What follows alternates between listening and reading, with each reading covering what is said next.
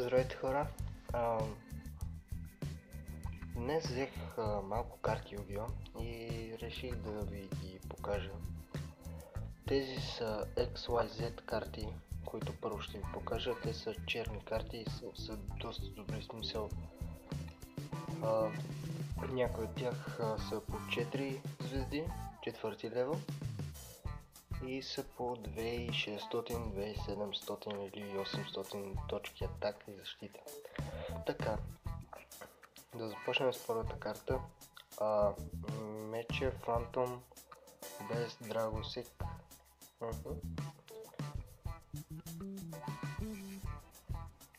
Тя е 2600 атак и дефенс 2200.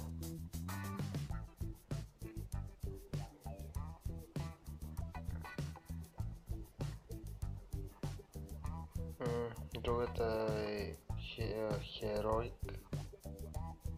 Champion Bull King с 2100 атака и 1800 защита и отново е 4 звезди.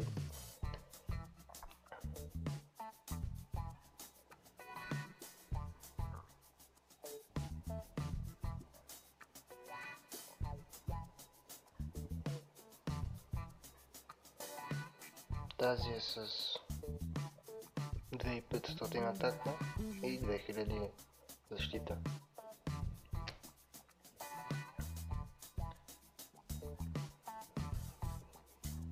Тази е 1000 атака и 1000 защита. Не е много, но сигурно ефектът е добър. Така.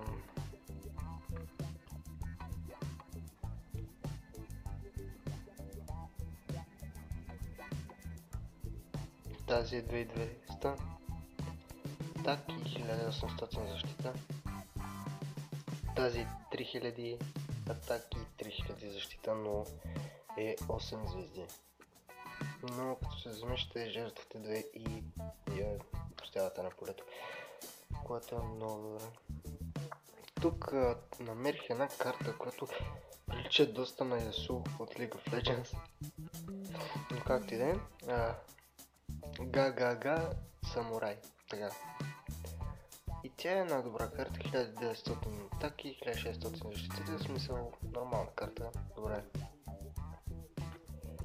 Още една добра карта, четвърти левел, 2200 атаки и 2000 защита. Тази 8 левел, 2800 атаки и 1800 защита. Като се замислите, тук има карти пак толкова. Тази гърдъл лъжи да няма смисъл, защото трябва да се жертват две чудовища, но пък става.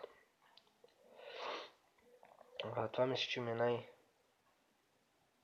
най-голямата карта, която е смисъл по точки. Така, The Ultra Galaxy A Dragon. Тя е, мисля, че 8 звезди. Да, 8 звезди. Жертвате две чудовища и я призвавате. Нейните атакуващи точки са 4500 и 3000 защита. Ето един от 6 левел, 2800 атак и 2 защита.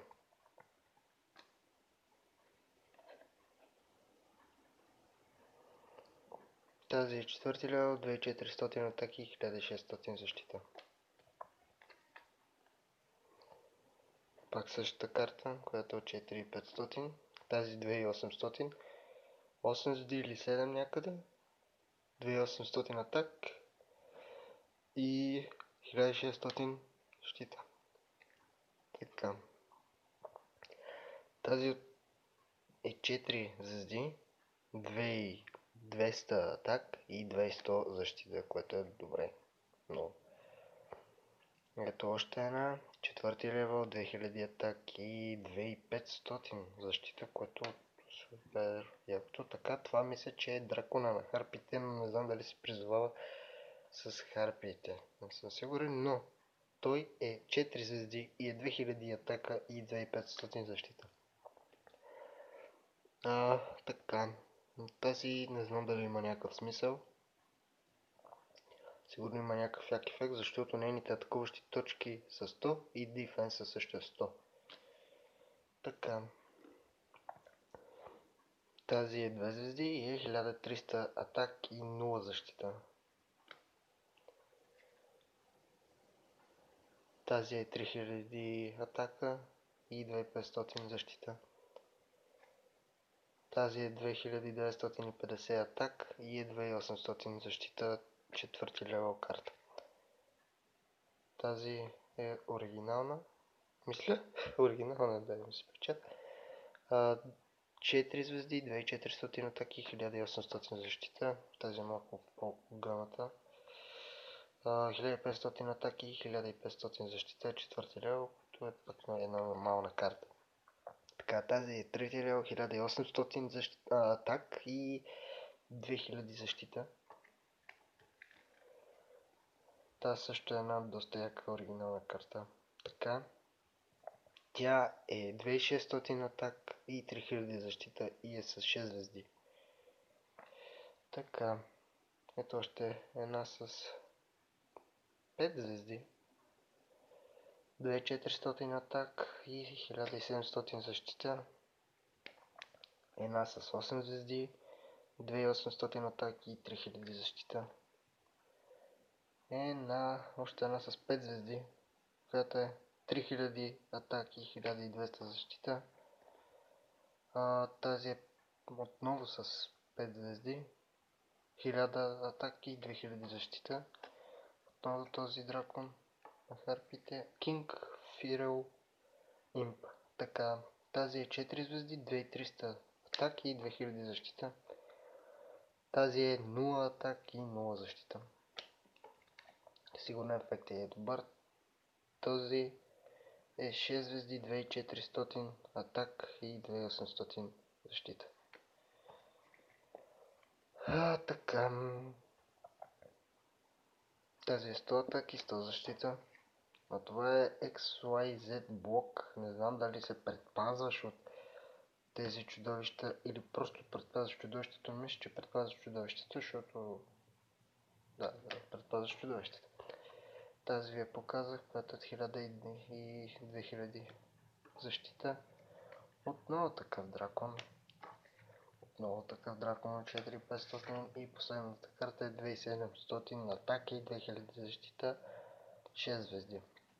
Така, това бяха картите, които са XYZ, черните карти. Сега ще ви покажа някои карти от, така да го кажем, бойните тесте, които си взех от тези карти, които си купих. В смисъл, добавих ги в тестето. И така, нека ви покажа картите от тестето. Така, тази е 4 звезди и е 700 атак и 1900 защита, което е добре за една нормална карта. Така. Stealer King Battlegus. Така. Така.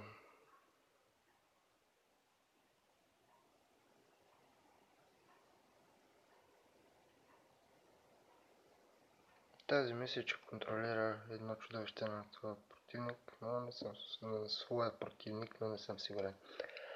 Така. Тази мисля, че унищожаваше едно чудовище на твоето поле и теглиш една карта. Така. Ракшаса 4 звезди, 1500 атак и 1900 защита, една добра карта. И един спелкастер, Хермитов Пропхеки, нещо такова, 1200 атак и 700 защита, така. Яка карта е, и навита яка. Така.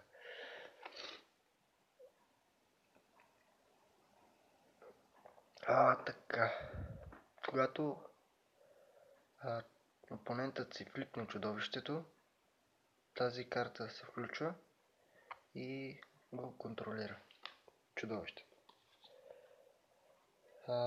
Така, ето тази 4 звезди и 1100 атаки и 1900 защита. Реших да ги сложа в тестето, за да може да имам доста карти с защити, с по-голям точки за защитата. Така, тази е 5 звезди, 2000 атаки и нова защита, но е доста яка карта. Vampire Shadow. Това е една оригинална карта. Просто имаше 3, мисля, че оригинални карти, но там малко от китайските или японските, да знам. Имаше 3-4 оригинални карти от тези карти, които бях взел. Така, тази е 2750 атаки и 2400 защита. Така, тази е с 8 или 7 звезди. Да. Тази не е оригинална, но смисъл е добра карта. Трап карт. Тези точки няма ги зачитаме. Да. Има естествено ги. Не знам, не съм сигурен какво правиш. Трябва ли внимателно така. Така, тази трап карта се отваря, когато противникът сложи едно чудовище в защитен режим и го отваря в атакуващ. Така, 4 звезди, Jingblader или Jingblader, 1800 атаки и 1000 защита. Тук е някакъв кит, нещо такова. 1800 атаки, 1300 защита. Така, тази карта, когато се включи и когато имаш дракон на полето, не може да бъде унищожен. Трябва да унищожиш първо картата, за да може да... И една добра карта, горе-долу де, но мене ме кефи. Skull Red Bird 1550 атаки и 1200 защита, една нормална карта. Така, тази добавя 400 точки атак.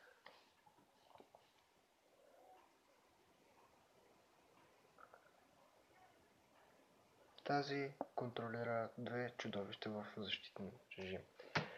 Така, това бях всички карти. Ако намеря в другите карти още яки карти, ще ви ги покажа. Така. Беше добра инвестиция за тези карти и тези карти.